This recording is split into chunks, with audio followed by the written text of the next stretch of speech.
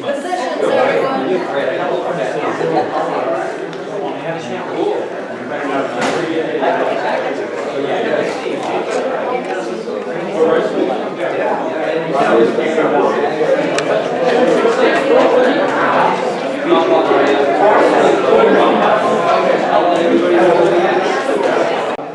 Right, thank you. Cab, can you do one more whistle? Woo! Okay, that sounded good. I don't see the... Got that shell. Okay, so this section is on the little red, the fire ant, and basically what we know, what we can do, and what we can do as a group to address this situation, which I have considered a crisis for a number of years, and how without just saying we're going to wait for the state to come save us, what do we do? And I want to start with these three persons who are involved in different ways and let them share a little of their knowledge, and then pull together, is there some additional knowledge? I've heard ideas here from some of you, and where we can go as a group. So you want to come on up, and Jesse Ivan, is it? Ivan, you wait, I'll start. Hello everybody. So I'm a fairly new applied entomologist here at UHilo. I did a lot of work from Manoa with my PhD on insects, biodiversity, and applied entomology. And actually, these two are really your main resources first before me, Cass. But basically, insects are my life. I have lots of information about insect biodiversity and ecosystem interactions. So my role at the university is applied entomology, general entomology, and insect pest management classes. And my role with Little Red Fire Ant is I get lots of questions. I took an IPM class just this past semester, and my 8 students, we looked at little fire ants control and monitoring for them on campus just as a class project. And we're giving that information to Kaz, we just talked about it. So there's some very basic things that everyone can do, but realistically, as long as we can all realize what they look like, where they are, and not move them around, that is my advice. And really, listening to the experts and talking with Springer Kaye and Casper Vanderwoude, they'll give you more information, but I can chime in if anyone has questions about kind of the general biodiversity components of insects and pests. Hawaii has incredible pests. Just because usually when we bring new crops here, we usually bring the key pest, and we don't always have the ecosystem, right? All of the other natural enemies that come with it. We don't have that here. So when we talk about resiliency, we have a very unique fauna here. Half of that is introduced. Did we introduce the right things? We don't know. A lot of times we don't know what is affecting what.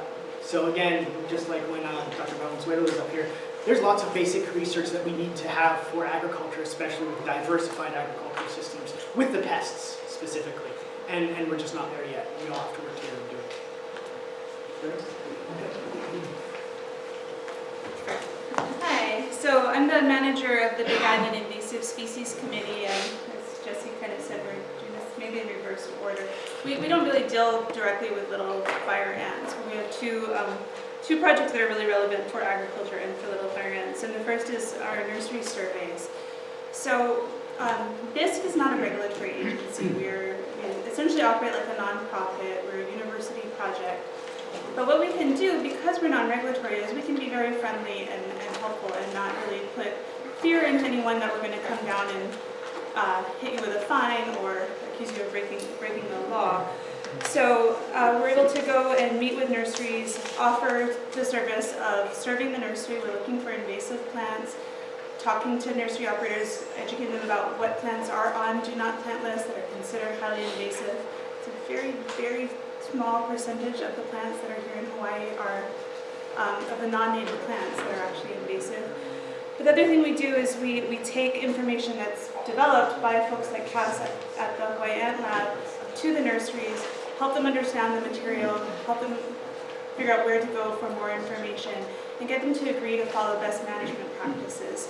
And at the end of this whole process, we're promoting what's called the Plant Pono Endorsement Program, so that a nursery that wants to sign on to be responsible as far as not transporting invasive species into or throughout the state can become endorsed as following the best practices and put that logo on any of their advertising materials and get advertised on the state website. It's nothing that says that you are certified, guaranteed you do not have little fire ants every second of every day that you might be doing business, but it does show that you're taking all the recommended steps to be a Pono business and to eliminate a little fire ant problem in your nursery. The other thing we do is not so much related to little fire ants, but to sort of the topic here is albizia management. And so we're looking at different ways to manage albisias, to remove them from areas where they're a public safety hazard, remove them from native forests, but in the ag sector, figure out how we can utilize them as a resource and how people can, if at a minimum, find some way to create value to reduce the cost of removing them to do crop farming or to actually make use of them as a resource themselves. And that's really an area where we need partners. We mostly want to float that idea to other people who are more engaged in that kind of work than we are. Mostly we're a weed management agency. So I really appreciated Margaret Wille's statement that we can't wait for the state to save us. They're not able to save us. It cannot be done. That ship has sailed. But that doesn't mean that we can't do things in our own properties and in our own businesses. And the main thing that Biz tries to teach people about is prevention.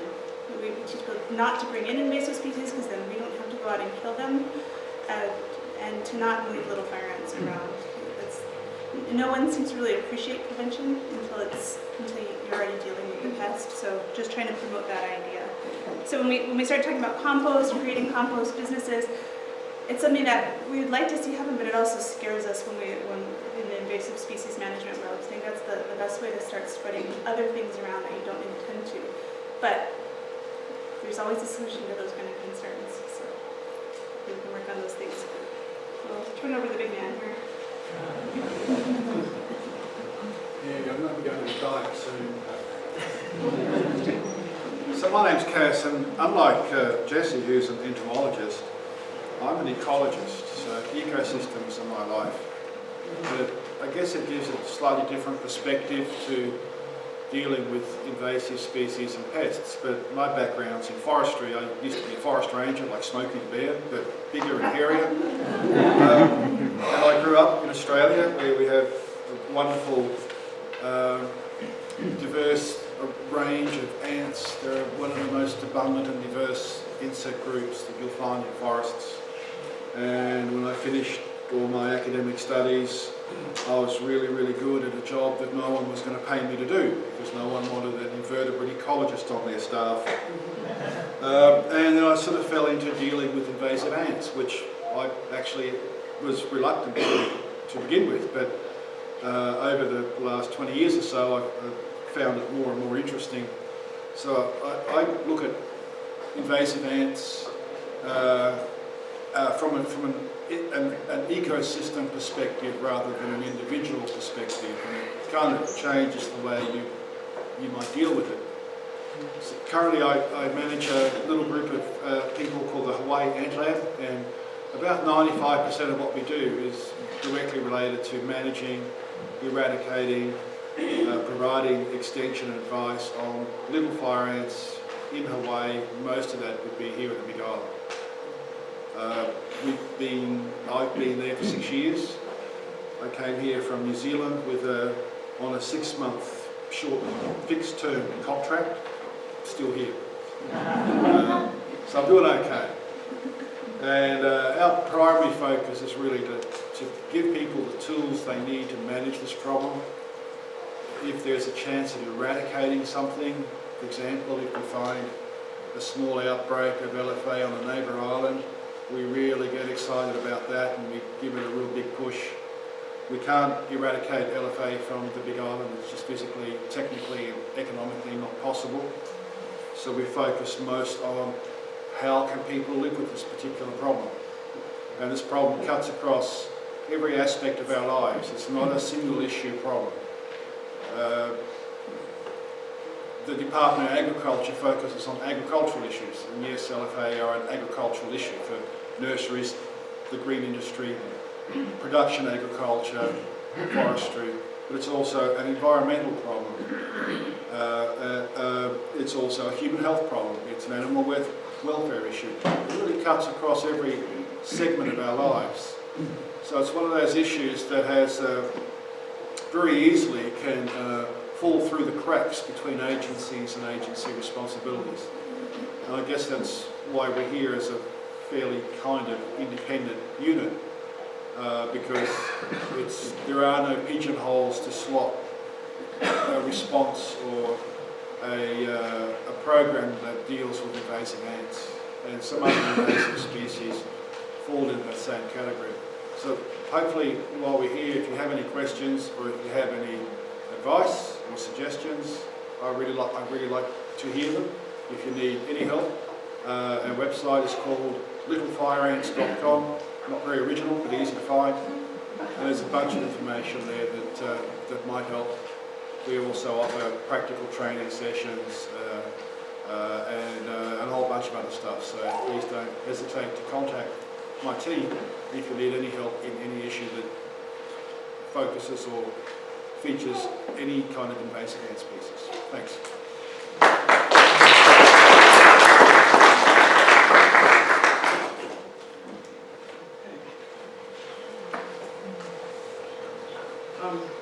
The first I heard about fire ant was really about a community in Florida, and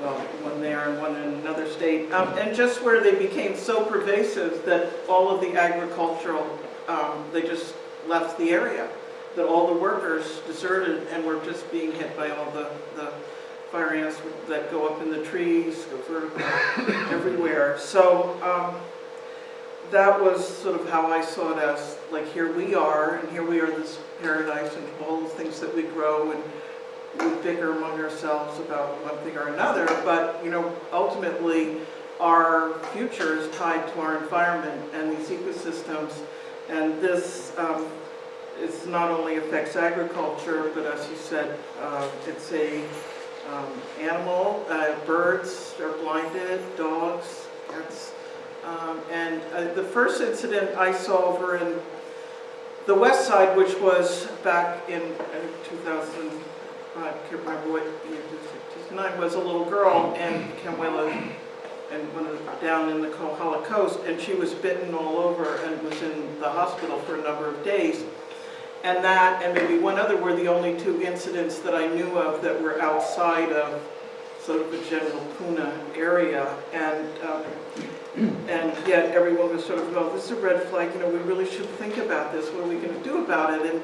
And that's when we put together, I worked on this resolution, which isn't, I can see it isn't all that great, but at least trying to do what are some specific things we can do. And I'm just going to go through some of those, the whereas this is what we should do and this is what we should do, and then sort of brainstorm what else and what can we do. I think at that point we didn't have CAS, we didn't have these little sites where to go, we didn't have Springer working on it, we didn't have Jesse, so we have more resources, but it's also what can we as a group do. And I'll just, before I go through that, say, okay, there were two bills that in the state legislature that would have really helped us. There was one that wasn't so good, but where were we? You know, all of our legislators did not help. You know, there was a small amount of money coming to this island, and that bill did not make it through. You know, if we each look around, well, we probably represent all 9 or all 4 Senate districts and all whatever it is, House districts. How do we hold our legislators, state legislators, accountable to get them to sort of do a paradigm shift away from that the issue is how to keep these critters on the Big Island. And that is where it's at. And when Oahu, there was an outbreak, huge force. How do we just mobilize and do everything we can to make sure that this doesn't spread from that one location? So I think just going down, like having, I think, what Springer was saying, having businesses where they are recognized for following practices that address this issue. And if you have, I think, Gail, you mentioned that you want to just say one thing you said, or you spoke to Cass, you can ask him in terms of using both. Well, I shall refer to Kevin in a second, but I was coordinating a natural resource restoration project in Apollo about 5 years ago, about 2009, and we had this small... Can you speak a little louder? Yeah, I was coordinating a natural resource restoration project in Kohala in 2009. We ended up with this small fire ant issue, a small little colony. I wasn't sure what to do, and I just met Cab, and he said, try bokashi. Imagine that. And it didn't work, and I don't understand it, but I know he's had success in a couple other little areas, so maybe he can speak to his understanding on why it worked. Well, first of all, part of my work is to take care of nice estates, especially down by the coast, kind of like Bobby Grimes' goal to really help clean up our coast because of the way it's been taken care of. In that, coconut trees are pervasive. I was taking care of some coconut trees. When the tremors would come in and complain about ants in the coconut trees, I would say which trees, and I would treat those trees with bokashi and neem seed cake from India. Tree. Around the bottom, basil? So when I say treat, I mean I take a gallon of bokashi and a gallon of neem seed cake, and I broadcast it around the root zone of that plant. Not just by the stem of the tree, but around the entire root zone. Now, traditionally, what would happen is the property would be fairly clean for maybe a couple of years, and then we'd have 2 or 3 trees that would have ant outbreak. And so, in the beginning of my property care, I made sure the entire property got bokashi, and the entire property got neem cake. As the property became healthier, I would only cite those trees that really needed it, and I would cite them with the bokashi and the neem cake. Now my trimmers are angry because they're biting their eyes, they're biting inside their ears, they're up in the air, they're trying to do their work. And so I felt very compelled to make sure that they came back to my job and didn't have that kind of problem. Now I have another property that I worked with over at Mauna Kea for about 4 years, and we recently had fire ants show up over there. Now I did have fire ants show up at this other property, and I didn't think anything of it. I put bokashi on it. I never saw them again. So I thought, oh, that worked. Kind of like, and didn't use neem cake.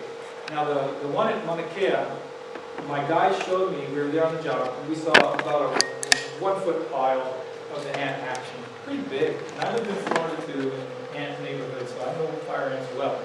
So seeing that, I went, oh wow, right to the truck, grab bokashi, put it all over there. I said, guys, let's keep an eye on this. I need to know what's happening here. So in the next week, we saw that disappear. I said, hey, they're gone. Look at that, guys, they're gone. And my friend said, no, over here, look. They had moved 10 feet away, closer to the driveway, and now they were about maybe a 3-inch circle. Population had dwindled. They moved. We hit it again with bokashi, and to date, we haven't seen them show up again. Now, I didn't do the peanut butter and send them off laboratory. I did the practical finger test, yeah? Oh, who's biting me? Oh, that one bit me, yeah, that's red. That one bit me, oh, it's the red fire ant, okay. That's a little guy, yeah, that looks like the same thing.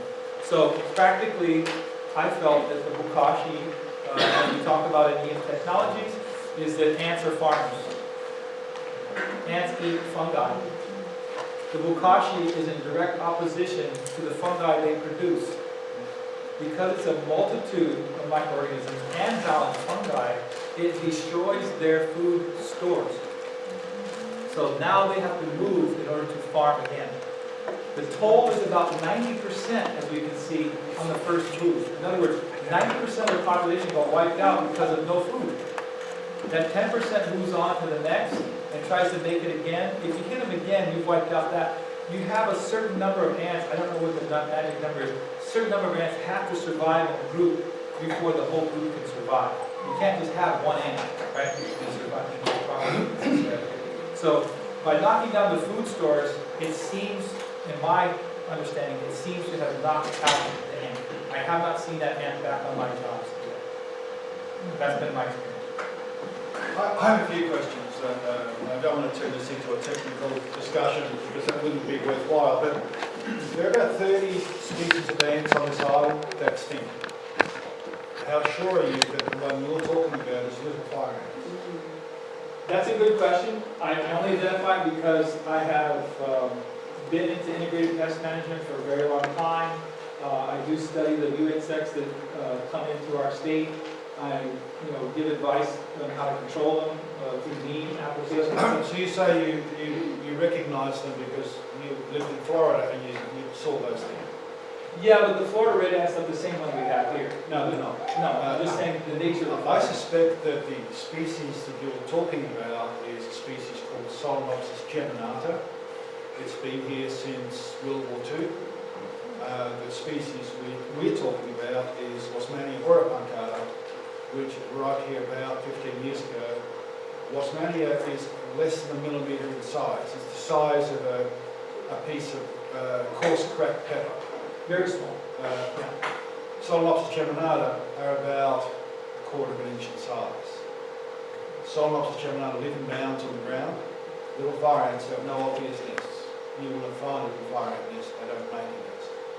So I'm concerned that the species you're talking about is not the species that we're talking about. That may be true. So why don't, at some point, if where you are and you find some, send them off, see what the boss says. No record of LFA at Kahala, ever.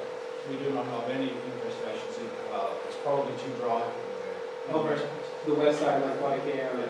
You will only find little fire ants in shaded, moist habitats.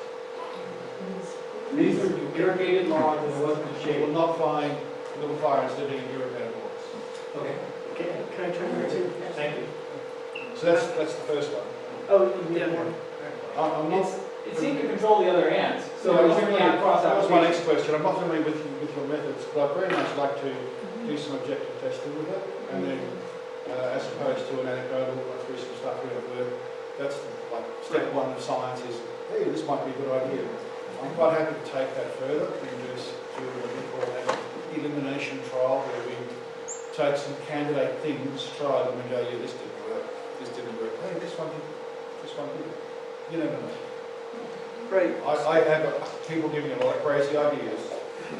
Most of them are well-meaning crackpots. Some of them are just plain crackpots. Of those 1,000 ideas, there's normally one gem. And so I don't stop listening.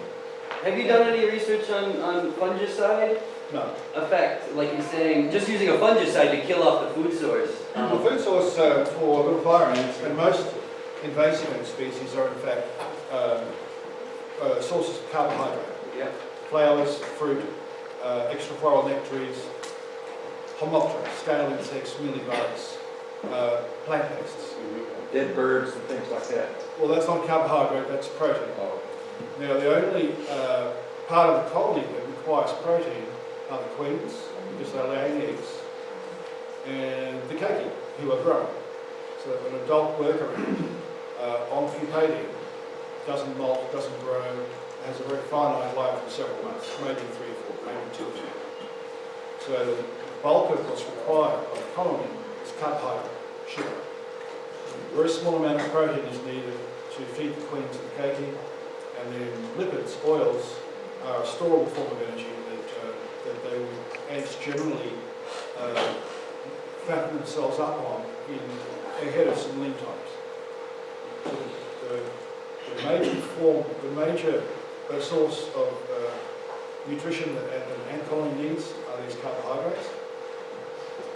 Little fire ants are the best farmer of any form of homoptera, sap-sucking insects that poop out sugary stuff, mealybugs.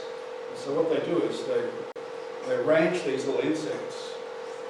They need the insect, B, they need a ranch, and a ranch would be a tree of sorts. And a lot of our trees here are very susceptible to those sort of things.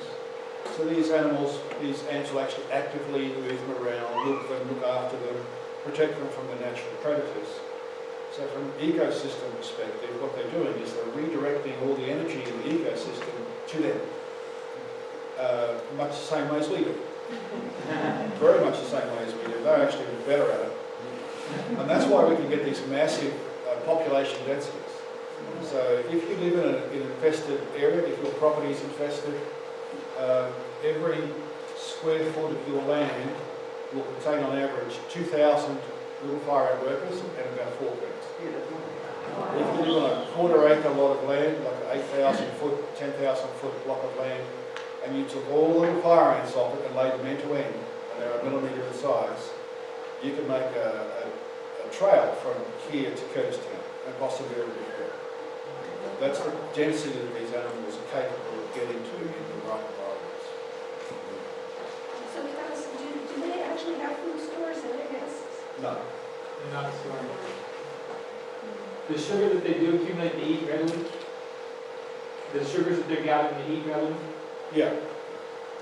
I got a question, if you've done any research on Paul Stevens, who's a federal like fungal researcher, and I'm aware of, but he's developed a little fungal thing, some kind of, some strain of fungal stuff that actually like eats the ant from the inside out, and it turns it into a spore. I'm a born skeptic. Not only am I Dutch, I'm a Dutch scientist.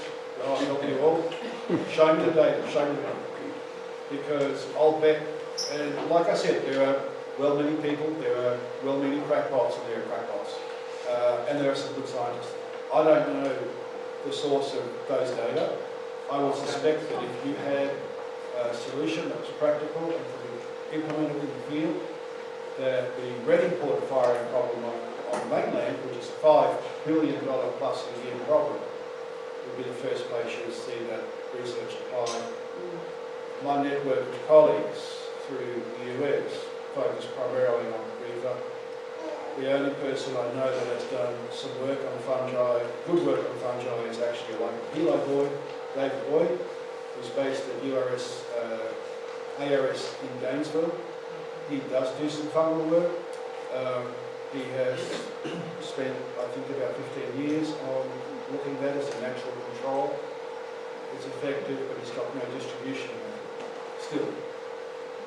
I know him, and he's way smarter than I am, so I will defer to him. And I'm quite happy to give you his contact details, and you can contact him directly. So not only is he a Hilo boy, he's a really clever one. Every time I meet him, I say, hey, you should come back home. Surely there's a job here somewhere who need guys like you. And his parents live in town here somewhere. They're getting a bit old, so I keep on trying to get him here. Maybe one day he will. But he'd be the guy for that sort of work. My problem is not a far down the track solution. My problem is the person who calls me at 3 o'clock or 2:30 and says, I've got a problem now.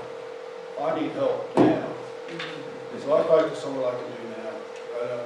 That's the limit of what I can do with the resources I have.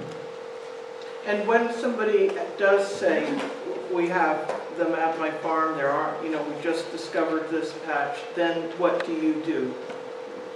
Our website has a lot of good information. Only if a person is running an agricultural enterprise, I would encourage them to come in and just talk story with us. We can go through with them practical management methods that can help deal with this problem. Who's currently funding your project? I'm on what's called non-recurring competitive grants. So my tenure is limited to my ability to get grants. Are you guys writing them kind of yourselves to kind of keep this Well, little no fire? one else is going to do it for me. Right. I'm on an E3 specialty exchange visa. If my grant runs out, I have 10 days to leave the country. That's going to give me just enough time to find someone to feed my dogs, water cut my lawn. I won't be able to pay my mortgage. I've got 31 motorcycles. How the hell am I going to So I write my own grants. I try really hard. I don't want to leave. And that is an issue. Okay, let me just say, one of the issues for me is the sort of the stigma attached. If you find them, it's sort of, do you really want to advertise to the rest of the world, oh my gosh, my farm, my landscape business, my whatever has these fire ants. And sort of how does one work around that. And I think that was one of the reasons the one bill in the state that was sort of gave penalties and fines if anyone was found to transporting them off of this island and over to one of the other islands. But how does one get around that stigma and where people feel safe and here's my business and you know, I got my landscaping company and then go in and is this going to get advertised and how do we get around that? I mean, part of it is identifying where they are and mapping them. I mean, I think the little girl that I heard about had bought a plant or some plants when she was over in Puna and brought them home. And it wasn't something that was, you know, a tree or something in their outdoors, but then it is, do you make every person that is moving plants around, whether it's Walgreens, Lowe's, all of this, say, and this plant has been checked. You know, we are doing this. Do we ask whoever we buy plants from if they have, you know, if they've taken the necessary precautions? I mean, otherwise, I mean, we can get where we're the entire island, and it's just a matter of we're mowing the grass of just keeping them down, and we're all getting bitten, and our animals are getting bitten, and going on. So I'm just going to go start on this side. Is there anything being done at a county level to help reduce cost for treatment for the farmers? I'm over in a PE cow. 6 of the 10 farmers on my side road in the last 4 years have left the island because they cannot make money in agriculture anymore because of the fire ant problem and the treatment. Tango being very effective, but way too expensive for them to even get involved in. Is there anything going on with a county level, talking with manufacturers of Tango or some treatments where we can bring the costs down to the point where the farmers can buy the things that can keep the ants away and then continue to make money as a farmer? When you answer that, would you explain what Tango is? That's a complex question. In terms of the state or the county funding or assisting individuals with a particular problem, that's not my culiar. You really need to talk to the county. My mathematical mind says that if the county is providing me with some kind of subsidised product, I'm actually paying for it through my property tax anyway. Sure. So it's like, you know, I don't see that. I would have one exception to that, and we get a lot of telephone calls coming into the lab, and quite regularly on a daily or weekly basis, I'll get a call from an 86-year-old lady who lives up the street. Her husband's passed. The kids are off island. She has a very meagre pension, just enough to buy rice and spam, pay the bills. Her property is overrun by fire ants. Her only joy in life is working in the garden. What do I tell her? She can't afford an exterminator. She's got nobody to do the work for her. She sure as hell isn't going to be able to treat her property. She's probably in a walking frame.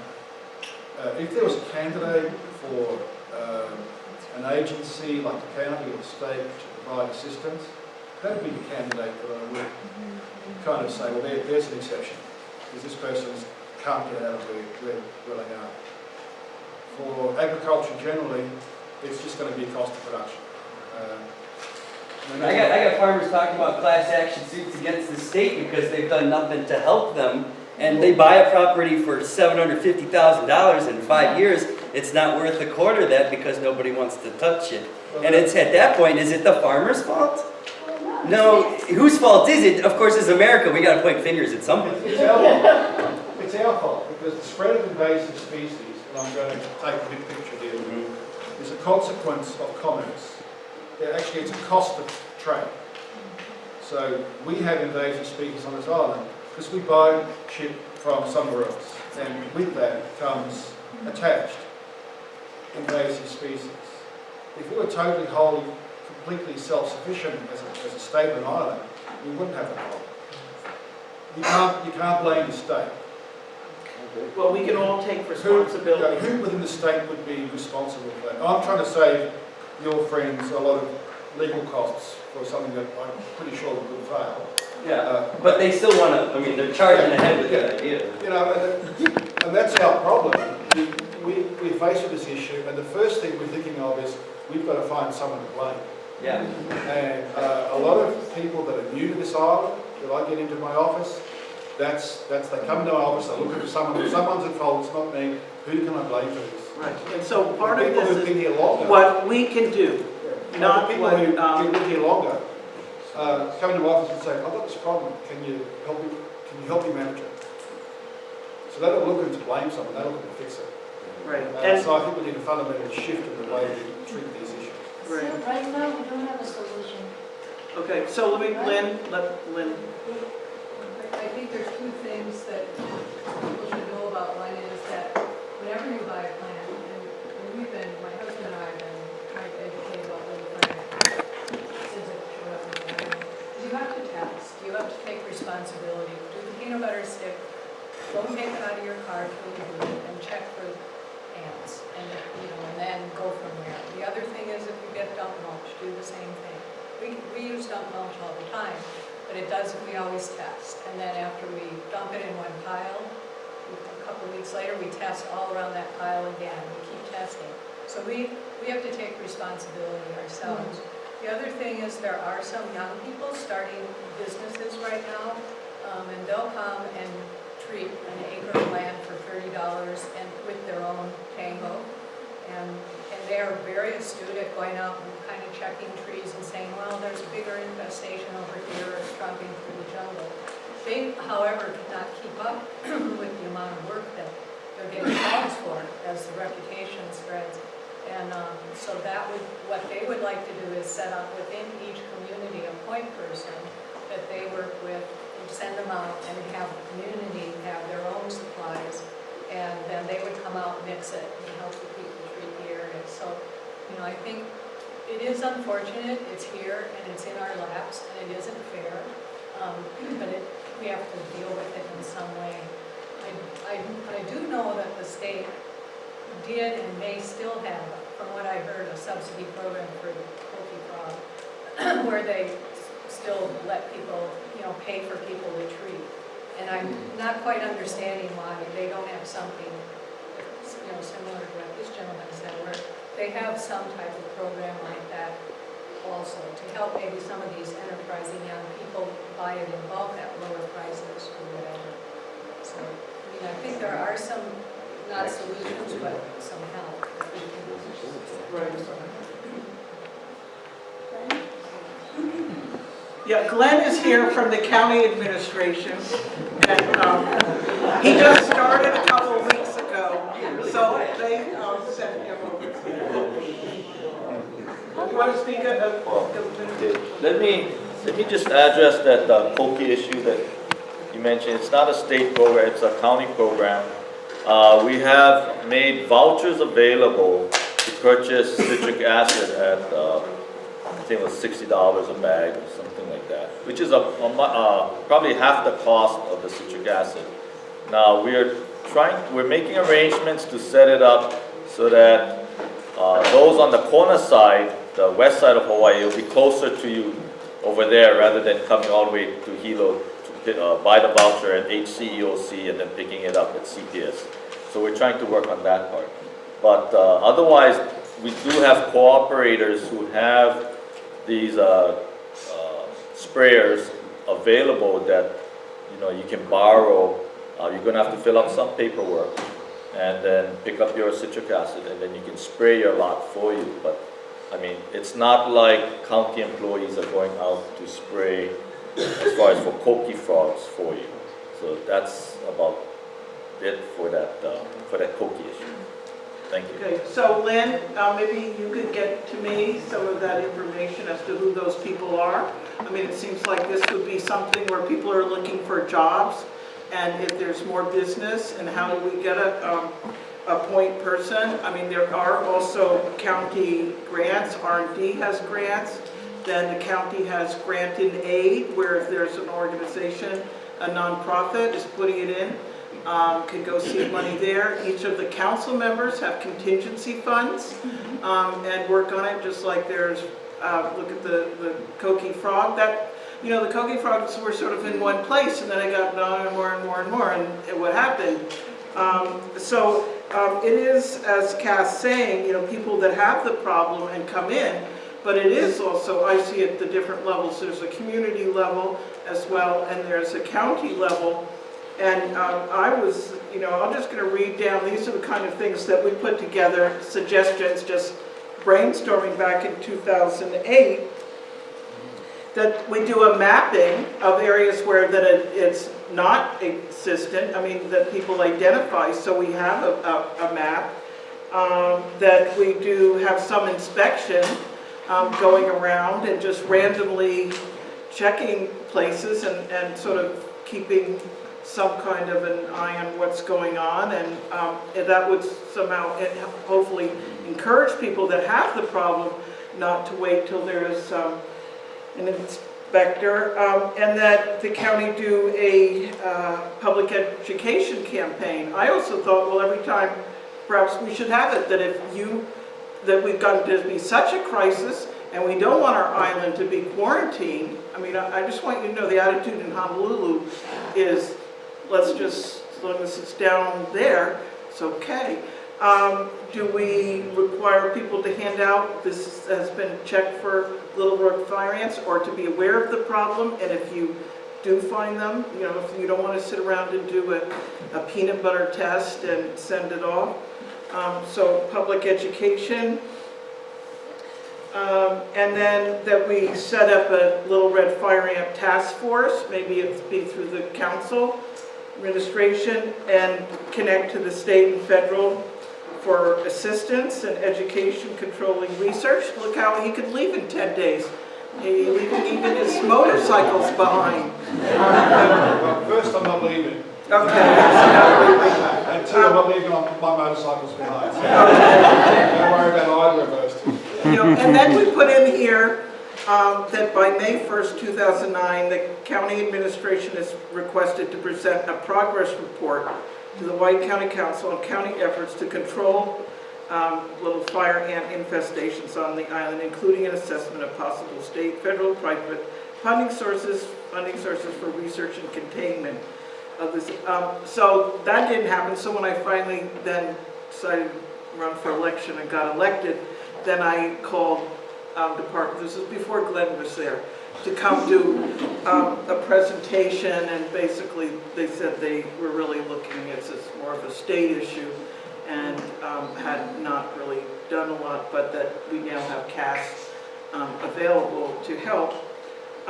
And further resolve that should county funding be necessary, such as for possible monetary reimbursement for bait acquisition to private individuals, addressing that, the county administration is strongly urged to allocate that funding in 2009, 2010. So I'm just sort of, this has sort of been one of my issues, and how do we push it from the ground up and county level. So, you know, if I do introduce something, whether it's on alternative solid waste or on this issue, I hope that a number of you are able to show up and let's see what we can do. I think we do have a number of ideas, and I think, you know, if you all are on this network and we'll try to get some information out about this and see where we are and see what ideas other people have, and get some feedback. And go Just ahead, to chime in with the Tango as an active ingredient specifically, it's expensive to buy if you're only going to use it on your property. I'm fairly certain that there was a co-op or a group of people associated with CTAR at Komohana Research Center that had pulled that together to subdivide. So it gets into a real dicey issue when you're dealing with concentrate. I mean, it's a pesticide. It's labeled by the EPA as such. It's a growth regulator. It's very safe. But if you subdivide active ingredients of pesticides, you have to have the labels and all that stuff with it. And that is information that everyone needs to have and follow. And whether or not the county would be willing to do that, I mean, we can talk to Derek at H2A and stuff like that. But there's a lot of steps that need to happen to deal with pesticides, and that's part of the process. And look, you know, the fire ants, they're not going anywhere. Go ahead. Thanks, Jesse. I can add a bit to that. We've been working with the manufacturer of Tango, which is a concentrate, and crop production services, which is like one of our local pesticide companies, and a repackager for about 2 years or 3 years. And as a result of that, users can now buy Tango in a 1 pint bottle for, I think it's 50, 60 bucks. If you live on a normal house lot, a 1 pint bottle would last you a year. If you think $60 for a year's worth of chemical is too much, I'm sorry, I can't help you. Agricultural producers need a hell of a lot more. The cost of Tango is actually, it's interesting that the guy within the manufacturing company to help you owed me a favour and he priced it really well. And I know this because a couple of years earlier I wanted to buy some what's called technical grade active ingredients, just the straight chemical, nothing mixed in with it. And the price to get a litre, a quart of technical grade active ingredient was $1,000 US. In a 20 pint bottle of Tango, there is a pint of pure concentrate. And that bottle sells for $650. So the cost to the manufacturer of just the actual TGA for that 120 pint bottle is $500 before they do anything, before they formulate it, before they stick it in a bottle, before they put the label on, before they pay them very heavy fees to get it registered and then transport it. So the actual cost of the concentrate I don't think is all that bad, and it's equivalent to most other solutions. I mean, one of the questions here is, what research is going on, and we spent the morning talking about how we get away from chemicals and how we do this, and now we're looking at here's the, one thing that's dealing with it. So if you have your organic farm and suddenly those little critters show up, exactly what do? I mean, calling it. So, it's really addressing it on how do you deal with people who have it a problem, how do you keep from getting it, and also how do we do the necessary research from ideas. That's how we brainstorm, and that's how we figure things out and trying different things. We can talk about the toxicity too. Yeah, okay, and we're just going to try to wind up pretty quick, but Mary? Well, I did receive an email that powdered sugar and baking soda would effectively kill off the fire ants. Has anyone tried that? What's that? It will not work. Will not work. Peanut butter babies. How about boric acid at 92%? That's a good mix for some ant species. You'd be better off using a lipid or a protein matrix. The problem with honey is that the little fire ants have got they're farming this form of sugar that they really like. And you put some other sugar in front of them and they'll go, we like that stuff up there. Lipids, fats and proteins, means they're actually in short supply in those ecosystems because they can't farm them. They've exhausted supply, they've killed off everything that's in there. And it becomes very attractive. So if you use a lipid matrix or a protein matrix instead. And what do you mean by a lipid matrix? Oils. There's a recipe on our webpage. Avocado. But if you find fact sheet number 6, it actually says this is the recipe for using boric acid to make it bake. Don't forget that boric acid in itself is actually quite toxic, so please be careful. Okay, so I'm just going to do 2 last comments, and Lynn, quickly. You brought up a good point about organic farmers and that, once you treat with Tango, you have a problem. Is there any chance that would become more, could somehow get certified on like a special Hawaii island or some, or even Tango for organic farmers? Because That would be a question for the certifying agency, and there are various certifying agencies. Generally, they're very tight. Methylprednisolone, the active ingredient, is kind of on the border. To give you an idea of the toxicity of methylprednisolone, or of Tango, if you wanted, when they work out how toxic stuff is, they use lab rates. And the toxicity of the chemical is normally expressed in the amount of chemical per unit of body weight needed to have a 50% chance of killing an animal. So if you get this poor rat, feed it this particular chemical, how much do you need to feed it in one dose to have a 50% chance of killing it? For the Tango bait, and that's called LD50, lethal dose 50. The Tango bait, it's 12 times the body weight of the lab rat. So if you had a 1 kilogram lab rat, in order to kill it with Tango, you have to feed it 12 kilograms of Tango, which is just not possible.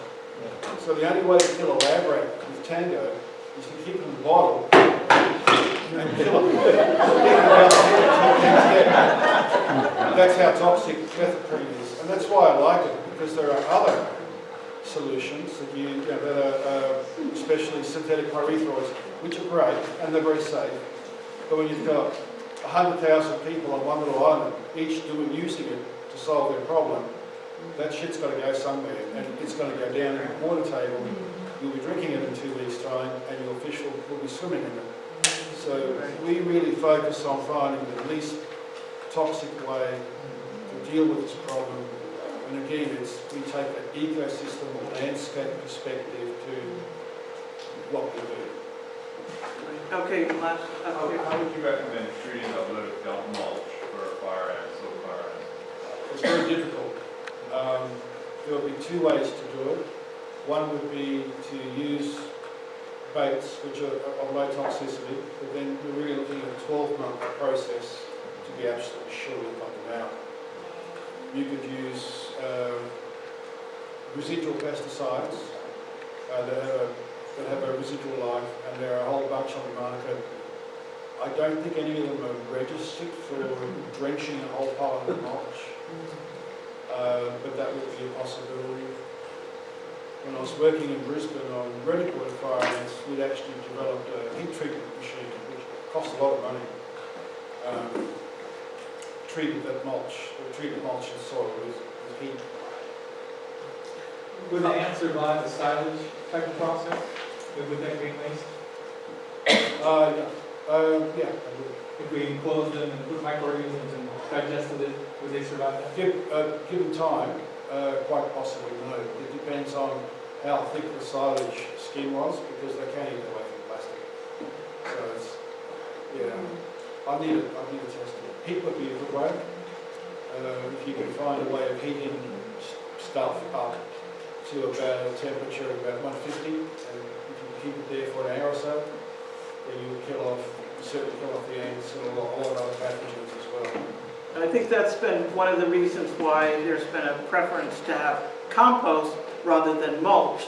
And I know in speaking with Linda Peters, and I've heard things, so there's little ants at the county mulch center, or they're afraid there is, and she said that it is tested a lot. Linda, I don't know if you want to just, that you are testing regularly. It's just that if there aren't any little fire ants on Monday, that doesn't mean there aren't some on Tuesday. And as you talk about the county and our liability, and we're passing out basically a raw product. And it's, or at the same time, I think what Cass was saying, how we bring things in. How many of us go into the store, I really like blueberries and cherries, where they're not from here. Maybe, do we discipline ourselves enough that we say, okay, I'm only going to eat local fruit.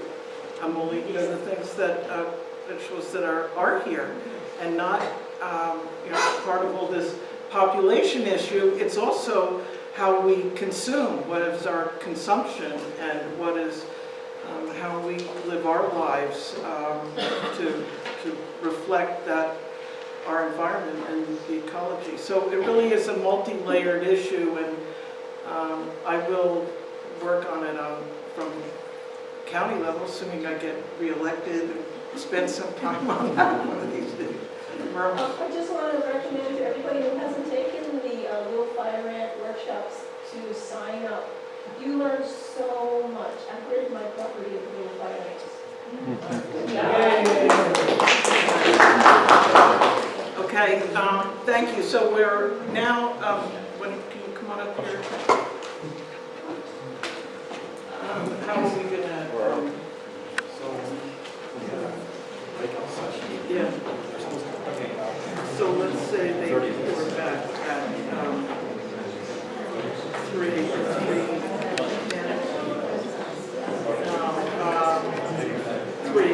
Let's say, okay. So, we're gonna do 3, and we're gonna assign them to go different places. So the 3 groups, if you would please join one. One is agroecological models and soil health. And the second is high-quality local feed options. And the third is creating local seed bank networks.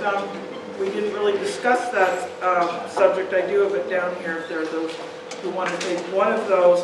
And then you'll get in a group and sort of brainstorm, where we go from here in this knowledge and what we can do about it.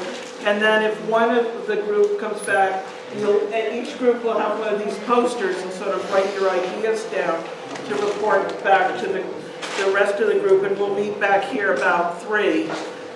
So we need facilitate. Hector, will you facilitate the agroecological ones, and then just record them on the poster? Jim and Mike, would you guys be willing to coordinate the livestock feedback? And maybe Lynn Powell on the seed bank. Okay. And where can we say where? Okay, in terms of taking these, each floor of this building has like a lanai that's covered with like benches and things. There's benches right out here. There's benches on each floor, so you can all find places where you if everybody goes, see there you go. Find Hector. Yeah. Or find Jim and Mike. Jim and Mike, or Lynn, and I'll let the 3 of you and someone carry the easel to go with. And the pens are up front here on the pens are up front, and somebody carry an easel.